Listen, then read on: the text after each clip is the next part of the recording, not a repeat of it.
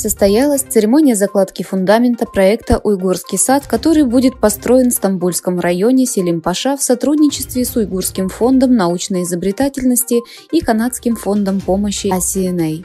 На церемонии, состоявшейся 22 ноября 2023 года в районе Селим-Паша, района Силиври в Стамбуле, был заложен фундамент жилищного проекта, который будет построен для помощи нуждающимся семьям уйгурских турок.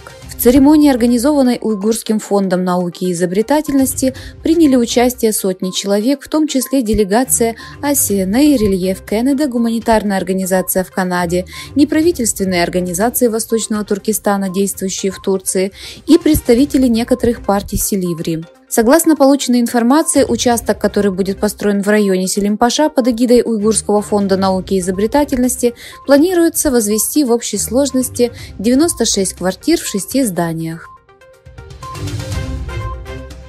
В Торонто, Канада, в сотрудничестве с Федерацией Восточного Туркестана Канады и Национальным культурным центром Восточного Туркестана был проведен семинар на тему «Право Восточного Туркестана на независимость и его значение для глобального мира». В семинаре приняли участие исследователи, политики и представители НПО Восточного Туркестана со всего мира, а также американский юрист Тони Зелинский, доктор Магнус Фискесио из Корнельского университета Института Джеффри Смита Лаура, главный советник по безопасности Мэйфи Консалтинг, старший сотрудник Канадского центра содействия внешней деятельности Чарльз Бертон из Центра продвижения европейской политики безопасности. Quacquarelli Simons опубликовал мировой рейтинг университетов 2024 года «Азия». Индия оказалась самой представленной системой высшего образования, где в рейтинг вошли 148 университетов. За Индией следует материковый Китай со 133 университетами и Япония с 96 университетами. По предварительным данным, 11 человек погибли, 22 получили ранения в результате пожара, вспыхнувшего в торговом центре в Карачи, Пакистан. По сообщениям национальных СМИ, пожар вспыхнул в 6-этажном торговом центре, расположенном на улице Рашида Минхаса в Карачи, по причинам, которые еще предстоит установить.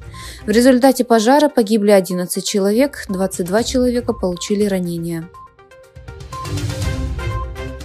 Китай заявил, что инициатива «Один пояс, один путь» в ближайшие 10 лет будет сосредоточена на менее масштабных и ориентированных на инновации проектах, на крупномасштабных инвестициях в инфраструктуру, а также будет уделять приоритетное внимание расширению использования национальной валюты юаня для финансирования инвестиций.